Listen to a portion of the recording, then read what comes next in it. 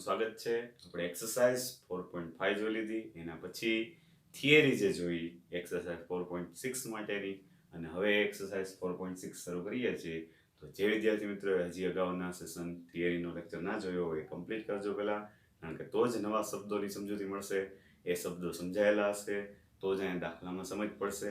કારણ કે સૌથી પહેલો જ પ્રશ્ન અહીંયા 1 થી 6 દાખલા જે આપેલા છે એમાં સમીકરણોની સહતી સુસંગતતા ચકાસો. તો શબ્દ જ નવો આવી ગયો આપણા માટે, સુસંગતતા.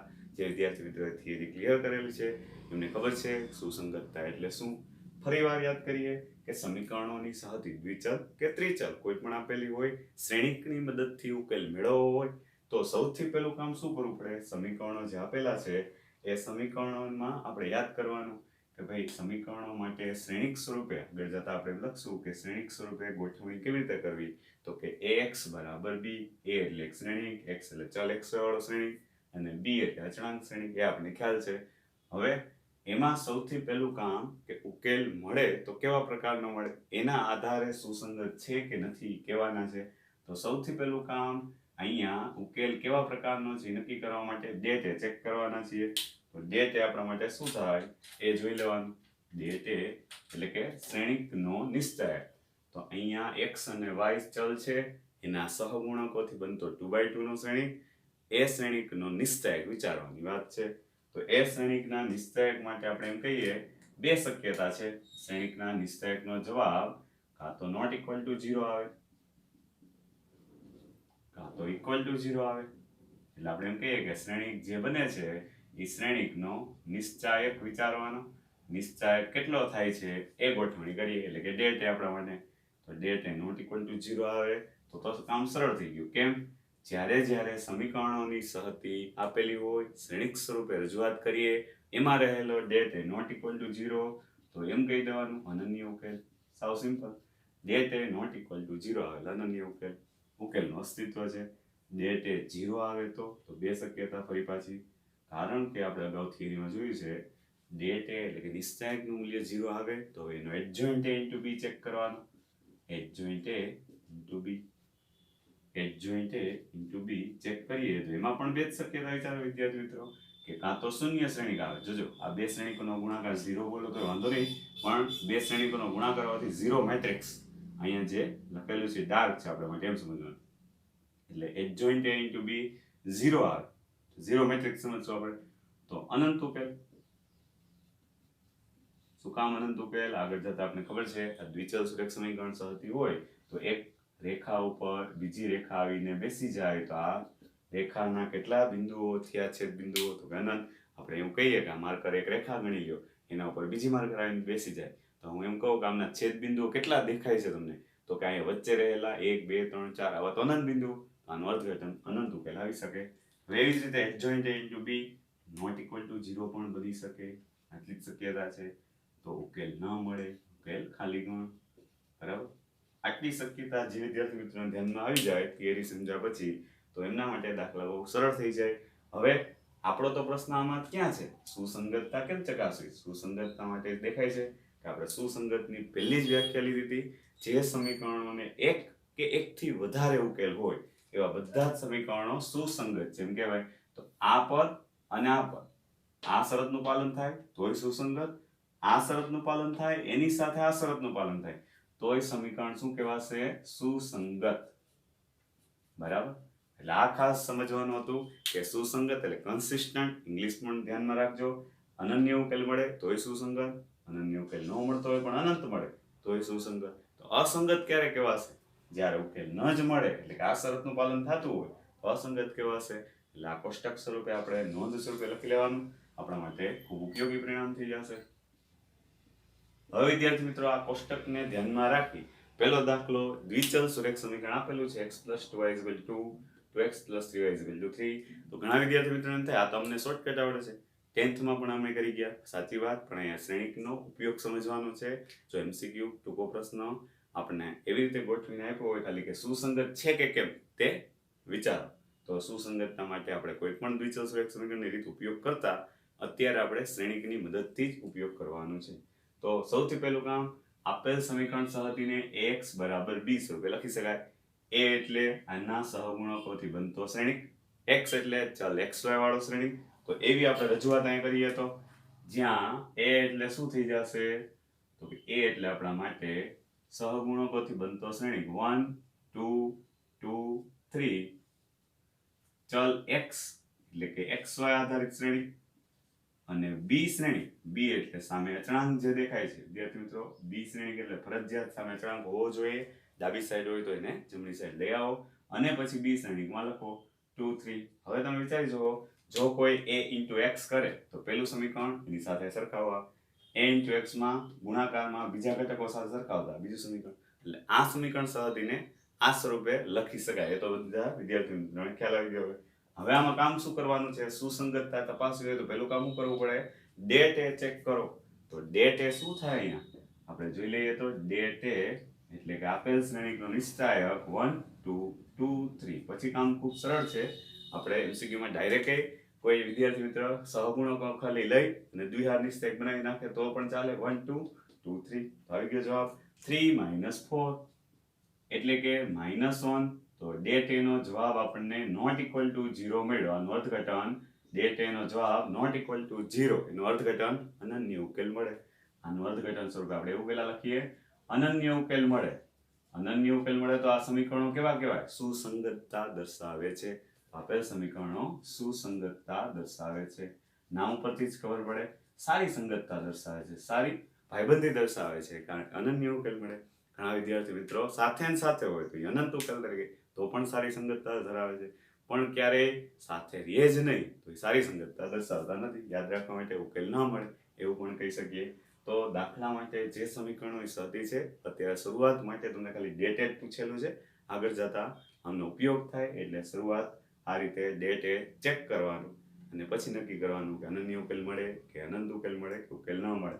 આના આધાર ઉપર સમીકરણોના આપણે આગળ જતા ત્રિચલ હોય તો એનો ઉપયોગ કરશું. આ ધ્યાનમાં રાખી કોષ્ટક અને આપણે દાખલાઓ ગણશું. ચાલો હવે વિદ્યાર્થી મિત્રો દાખલા નંબર 2 અને 3 અહીંયા દર્શાવેલા છે. તો એ જ ક્રમ પ્રમાણે સૌપ્રથમ સમીકરણોની સહતીને x બરાબર b સ્વરૂપે લખવાના છે. અત્યારે રીત સાથે આપણે ફેસબુકમાં લખવાનું છે એટલે બધું જ દર્શાવું. સૌપ્રથમ x બરાબર b સ્વરૂપ લખી શકાય. આપેલ સમીકરણ સહતી આને સમતુલ્ય જ છે એટલે આ સ્વરૂપ લખી શકાય. તો જ્યાં આપણા માટે એ શું થઈ જશે, શ્રેણિક a એટલે સહગુણોપરી બનતો ઘટકો 2 - 1 1 1. x એટલે આપણને ખબર છે ચલ xy. b શ્રેણિક, તો b શ્રેણિક એટલે વિદ્યાર્થી મિત્રો 5 4. આપણે અગાઉ કીધું એમ સામે અચળાંક હોવા જોઈએ, ન હોય તો લઈ આવવા. હવે આમના ઉપરથી ડેટ એ તૈયાર કરો તો ડેટ એટલે 2 - 1 1 1. સાદુરૂપ આપીએ તો 2 - +1 એટલે કે આપણા માટે 3 થઈ ગયા, નોટ ઇક્વલ ટુ 0. આનું મીનિંગ એવું કહી શકીએ અનન્ય ઉકેલ મળે. અનન્ય ઉકેલ મળે તો આપેલ સમીકરણો સારી સંગતતા ધરાવે છે. આપેલ સમીકરણ સુસંગતતા ધરાવે છે, કન્સિસ્ટન્ટ. ઓકે. દાખલા નંબર 3. તો એમાં પણ ax બરાબર b સ્વરૂપ લઈએ, જ્યાં a બરાબર આપણા માટે અગાઉ કીધું એમ a એટલે શ્રેણિક 1 3 સહગુણકોથી બનતો આ ઘટક 2 6.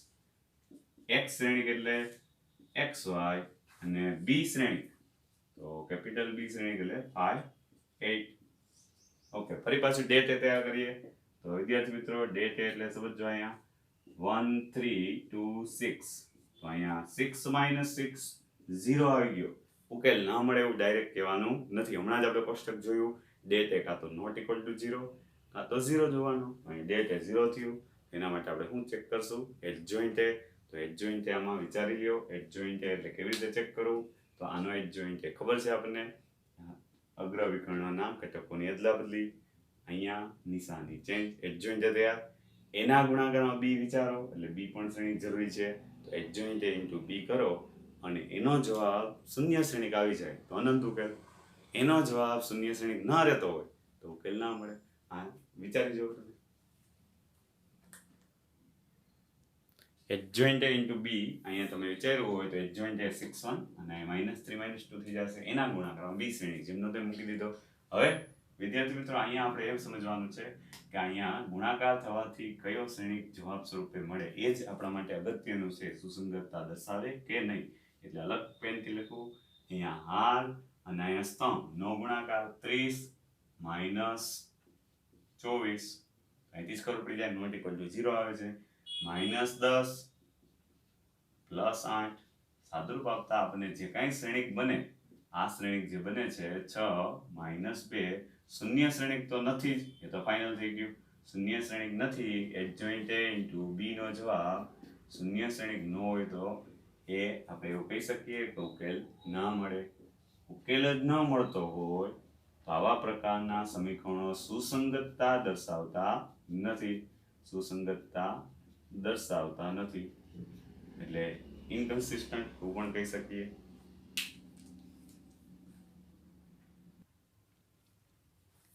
હવે વિદ્યાર્થી મિત્રો, ત્રણ ચલવાળા ત્રણ સમીકરણો દાખલા નંબર 4 માં આપેલા છે. મૂળ કામ આપણે સુસંગતતા ચકાસવાનું, એટલે અનન્ય ઉકેલ મળે કે અનંત ઉકેલ મળે. તો આમાં ઘણા વિદ્યાર્થી મિત્રોને થાય ત્રણ ચલવાળા ત્રણ સમીકરણ શું દર્શાવતા હશે? આપણે અગાઉ કીધું એમ દ્વિચલ સુરેખ સમીકરણ રેખા દર્શાવે, એમ ત્રણ ચલવાળા સમીકરણ આગળ જતા એક સમતલ દર્શાવશે. તો આવા ત્રણ ચલવાળા ત્રણ સમીકરણો મિનિંગ ત્રણ સમતલ થયા. તો અનંત ઉકેલનો મિનિંગ એક સમતલ, એટલે આપણો એક હાથ વિચારો, બીજો સમતલ આ બીજો, અને ત્રીજો એવી રીતે કોઈ વ્યક્તિ એ જ રીતે હાથ મૂકે તો ત્રણે ત્રણ સમતલના અનંત બિંદુઓ છેદ બિંદુઓ થયા. તો આ પ્રકારે અનંત હોઈ શકે ઉકેલ. ઉકેલ ન મળે એટલે એક સમતલ અહીંયા, એક સમતલ અહીંયા, અને ત્રીજું અનન્ય સમતલ, મિનિંગ કે અન્ય કોઈ સમતલ છે તો બે સમતલ કદાચ છેદતા હોય, એકારે ત્રણેય સમતલ છેદતા એવું નથી. જેમ આપણે રૂમનો આકાર વિચારો, બે દિવાલ અને ઉપરની છત, તો આ ત્રણેય સમતલો એક સાથે ક્યાંય છેદતા નથી. આવું બની શકે જે આપણે આગળ સમતલ ચક્રમાં ભણવાના છીએ. અત્યારે બેઝિક માહિતી મેં તમને એવી આપી કે અનંત ઉકેલનો મિનિંગ શું, કે ઉકેલ ન મળે એનો મિનિંગ શું. અત્યારે આપણે ખાલી સુસંગતતા યાદ કરીએ ફરી પાછું તો શ્રેણિક સ્વરૂપે લખવાની વાત આવે. આપેલ સમીકરણ સરળીને સૌપ્રથમ તો આ રીતે લખી દઈએ. સૌપ્રથમ x બરાબર b સ્વરૂપે રજૂઆત કરીએ, જેમાં એ એટલે આપણા માટે શ્રેણિક શું થશે તો કે તમામ સહગુણકો ચલ x y z ના સહગુણકો 1 1 1 2 3 2 આ પ્રકારેનો શ્રેણિક બની જશે. સ્મોલ a 2a આ પ્રકારે એમાં અજ્ઞાત પદ આપેલા છે, કોઈ વાંધો નથી આપણને. અને x કેપિટલ x સ્વરૂપે ચલ x y z, અને એની સાથે જે b શ્રેણિક બને એ b શ્રેણિક આપણે લખશું 1 2 4. હવે વિદ્યાર્થી મિત્રો આપણે શું કામ કરવાનું થાય? કેપિટલ A જે શ્રેણિક સ્વરૂપે આપેલું છે એમાંથી ડેટ એ તૈયાર કરીએ. Det A not equal to 0 બને કે 0 બને એ વિચારીએ.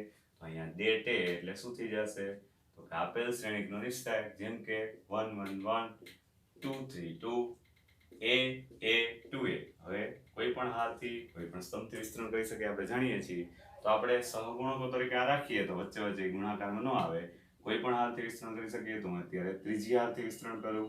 હારથી વડે વિસ્તરણ કરું તો સૌથી પહેલું પદ a, એની સાથે સહગુણકો કયા આવશે ગોઠવાયેલા 2 - 3 એટલે કે -1, માઇનસ a, એની સાથે સહગુણક તરીકે 2 - 2 એટલે કે 0, પ્લસ 2a, એની સાથે ગુણાકારમાં શું આવી જશે 3 - 2 એટલે કે 1. તો સાદુરૂપમાં આપણી પાસે આ પદ તો 0 થઈ ગયું. -a પ્લસ 2a આવા પ્રકારે સાદુરૂપ કહીશું. -a પ્લસ 2 એટલે તો a થયા. એ ઉપર બધો આધાર છે. જો એ 0 બની શકતું હોય તો ડેટ એ 0, એ 0 બનતું જ ન હોય તો det A not equal to 0. એવું વિચારવા માટે આપણે એક સમીકરણ અહીંયા ગોઠવણી કરીને જ આપેલું છે, એના ઉપરથી આપણે વિચારી શકીએ. રકમમાં જે આ સમીકરણ આપેલું છે ax + ay + 2az, તો આનો જવાબ 4 છે. આનો અર્થઘટન ચલ x y z તો ગમે કિંમત ધરાવે, પણ માની લઈએ આપણે a ની કિંમત 0 મૂકીએ તો એ 0 બને કે કેમ? તો અહીંયા 0 0 0, તો જવાબ ક્યારે 4 આવે નહીં. મીનિંગ કે આ પદ 4 હોવાથી a is not equal to 0 હશે. કોઈ પણ ઋણ ધન કિંમત હશે પણ નોટ ઇક્વલ ટુ 0, તો det A not equal to 0 થયા. એનો મીનિંગ અનન્ય ઉકેલ મળે તો આપણે એવો જવાબ સ્વરૂપે એમ કહી શકીએ આપેલ સમીકરણ સહગુણકને અનન્ય ઉકેલ મળશે તો ફાઇનલ. તો આ સમીકરણ સહગુણક કેવી કહેવાય? સુસંગતતા દર્શાવે છે. આપણા માટે તો અગત્યનું અત્યારે સુસંગતતા દર્શાવે છે એટલું. અનન્ય ઉકેલ કેમ મેળવવો એ આગળ જતા પછીના દાખલામાં જોવાના છીએ. વિદ્યાર્થી મિત્રો, દાખલા નંબર 5 એમાં પણ સુસંગતતા ચકાસવાની છે આપણે. તો ત્રિચલ સમીકરણ આપેલું છે, અને એના ઉપરથી આપણે સમીકરણ સહગથી શ્રેણિક સ્વરૂપે આમ લખાય ax બરાબર b. જેમાં રહેલો એ મેં ડાયરેક્ટ લખી દીધો છે. આ સમીકરણમાં રકમમાં થોડોક ચેન્જ શું આપેલો, પહેલું સમીકરણ xyz વાળું, બીજા સમીકરણ ખાલી આટલા જ પદ આપેલા છે 2y - z = -1. તો એનું મિનિંગ x નો સહગુણક તો હવે જ ત્યાં x નો સહગુણક 0 કરી નાખવાનો. ઓકે, એવી જ રીતે છેલ્લા સમીકરણમાં z વાળું પદ ગાયબ છે તો એનો સહગુણક 0. તો આપણે 9 ઘટકો અહીંયા શ્રેણીકીય સ્વરૂપે લખી શક્યા. આ રીતે આપણને ખબર છે લખાય. તો હવે એના માટે સૌથી પહેલું કામ ડેટે તૈયાર કરવાનું. તો આના માટે ડેટે તૈયાર કરીએ તો 3 - 1 - 2 0 2 - 1 3 - 5 0. હવે કોઈ પણ હાલથી વિસ્તરણ કરી શકીએ. તો પહેલી હાલથી વિસ્તરણ કરીએ તો ઘટક ગુણાકારમાં શું આવશે? 0 3 વખત માઇનસ, આમ તો 5 અને -5. હવે -1 ને બદલે +1 0 +3, પછી -2 0 -6. અહીંયા આપણા માટે પદ આ 0 થઈ ગયું ને અહીંયા -6. તો સાદુરૂપ આપતા આપણી પાસે કેવા પદ વધે? -15 +3 અને -12. તો 15 -15 0. એનો મિનિંગ અહીંયા વિચારો કે ડેટ એ 0 આવ્યો તો એડજોઇન્ટ ઇન્ટુ બી ચેક કરવાના છે. તો એડજોઇન્ટ મેળવવા માટે વિદ્યાર્થી મિત્રો તૈયાર. એડજોઇન્ટ આ રીતે આપણે નવા ઘટકો મેળવવા છે. ડાયરેક્ટ કોઈ રફ વર્ક કરી એડજોઇન્ટ લખે તો પણ ચાલે, પણ આપણને આ સરળ પડશે કારણ કે અહીંયા નિશાની બધાની માઇનસ પહેલા મૂકી દેવાની. અને હવે દરેક ઘટકનો એડજોઇન્ટ સહઅવયવ તૈયાર કરીએ તો 3 આ ઘટકનો સહઅવયવ આપણે અહીંયા મેળવેલો જ છે 0 માઇનસ, અહીંયા 0 અને અહીંયા માઇનસ +5. પણ 3 વખત માઇનસ ભેગા થાય એટલે 0 - 5 અહીંયા તૈયાર કરેલો જ છે. તો આપણા માટે સહઅવયવ શું થઈ જશે? -5. હવે a12 બીજી હાલનો એનો પણ અહીંયા ઘટક તૈયાર કરેલો જ છે 3 અને નિશાની અહીંયા માઇનસ પ્લસ થાય. એટલે અહીંયા આપણે વિચારી જુઓ કે ભાઈ આ ઘટકનો ખાલી ઉપનિશ્ચાયક વિચારો તો ઉપનિશ્ચાયક તો -+3 છે. 3 અને આગળની નિશાની માઇનસ એટલે અહીંયા શું થઈ જશે? 3 -3.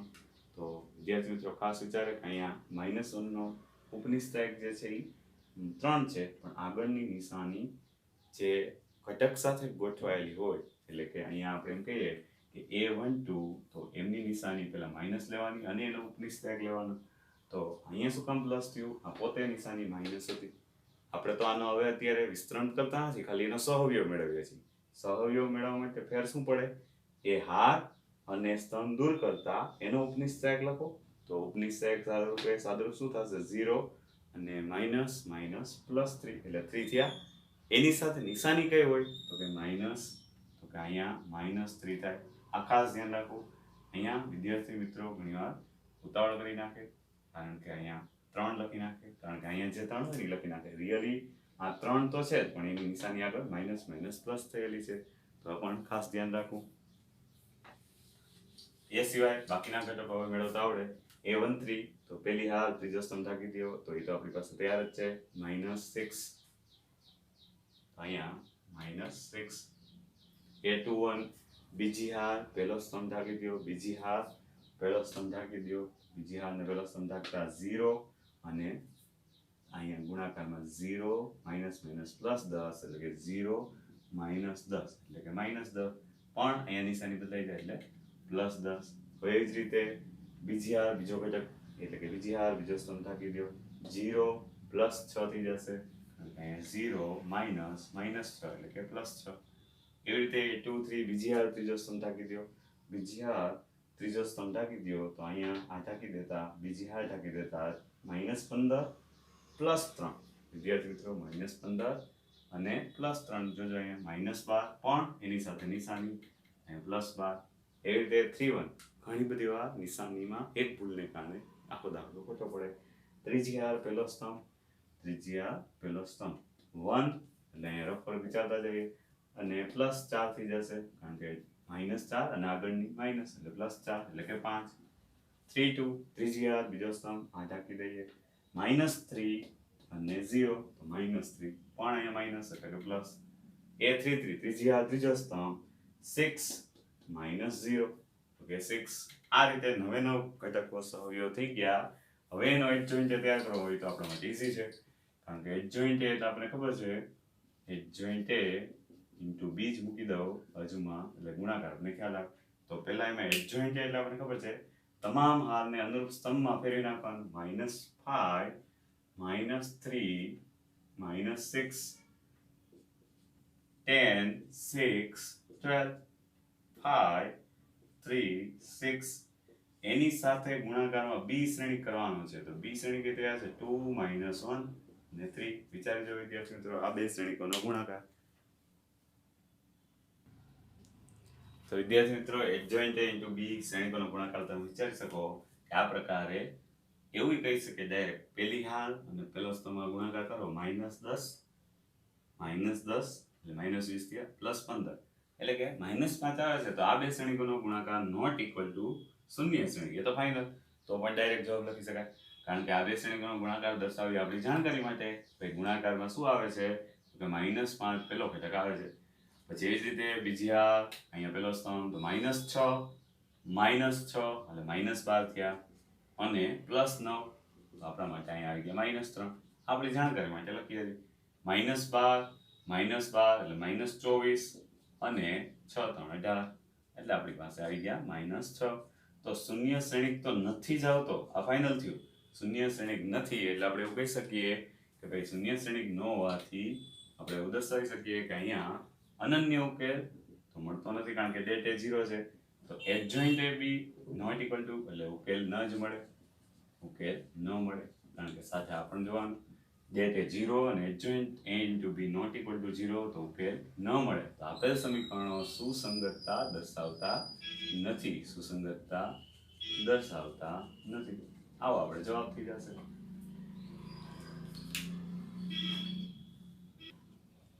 વિદ્યાર્થી મિત્રો દાખલા નંબર 7 થી 14 જે પ્રશ્ન નંબર 7 થી 14 આપેલા છે એમાં આપેલ સમીકરણ સહતિનો ઉકેલ શ્રેણીકના ઉપયોગથી કરો આનો અર્થઘટન જ આપણા માટે એવું થાય કે દ્વિચલ સુરેખ સમીકરણ આપ્યું હોય તો તમારે લોકની રીત કેવી કરવાની નથી ફરજિયાત શ્રેણીકનો ઉપયોગ કરવાનો છે તો 2 માર્કમાં દાખલો એક્ઝામમાં બોર્ડમાં પૂછાય તો પણ એવું ચોખ્ખું જ કરેલી હોય શ્રેણીકના ઉપયોગથી કરો કારણ કે આ રીત સમજાવવા માટેનો પ્રશ્ન છે તો અહીંયા આપણને ખબર છે સૌપ્રથમ તો આપેલ સમીકરણ સહતિને ax = b સ્વરૂપે લખાય એ શ્રેણી કેમ બનાવવાનો ચલ xy ના સહગુણકો ગોઠવી દેવાના x શ્રેણી એટલે ચલ xy સ્તંભ સ્વરૂપે મૂકી દો b શ્રેણી એટલે સામે અચળાંક ફરજિયાત સામે અચળાંક હોય એ જ રીતે ગોઠવવાના હવે ડેટ તૈયાર કરીએ આપણે આના માટે તો ડેટ આપણા માટે શું થઈ જશે અહીંયા ચેક કરી શકીએ ડેટ એ કેટલા દેખાય છે 5 2 7 3 તો આપણા માટે સાદુરૂપ 15 14 એટલે કે 1 નોટ ઇક્વલ ટુ 0 તો આપણે એવું કહી શકીએ નોટ ઇક્વલ ટુ 0 તો અનન્ય ઉકેલ મળે હજી આગળ યાદ કરીએ તો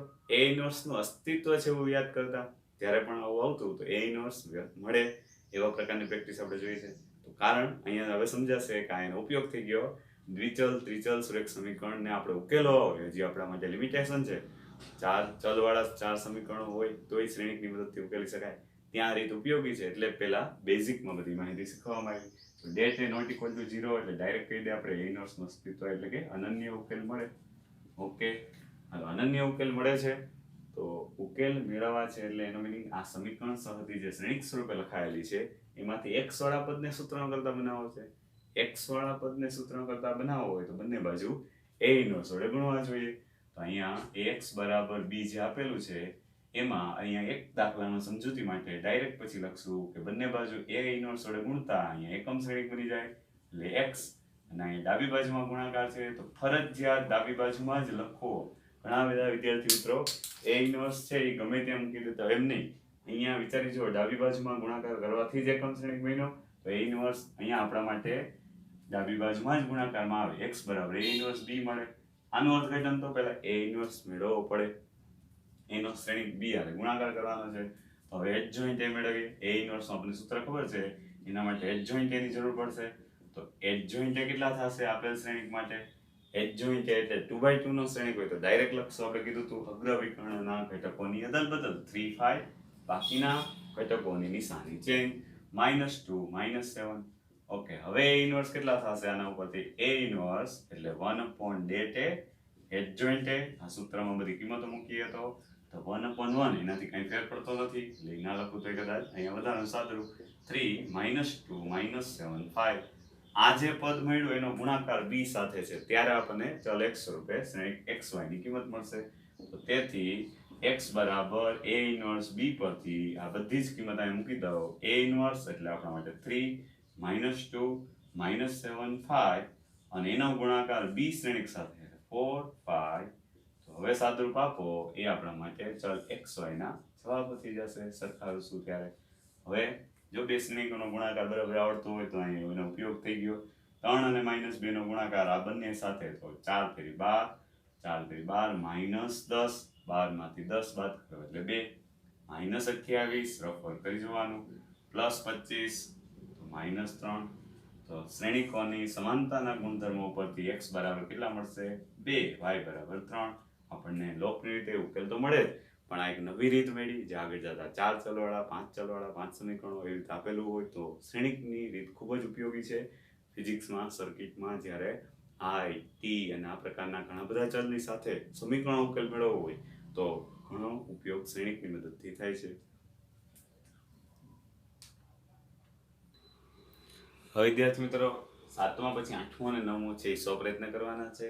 છતાંય ડાઉટ રહે તો ગમે ત્યારે પૂછી શકો વોટ્સઅપ દ્વારા. અને 10મો દાખલો આપણે જોઈએ, કારણ કે દ્વિચલવાળા જ છે, પ્રેક્ટિસ માટે આપેલા છે.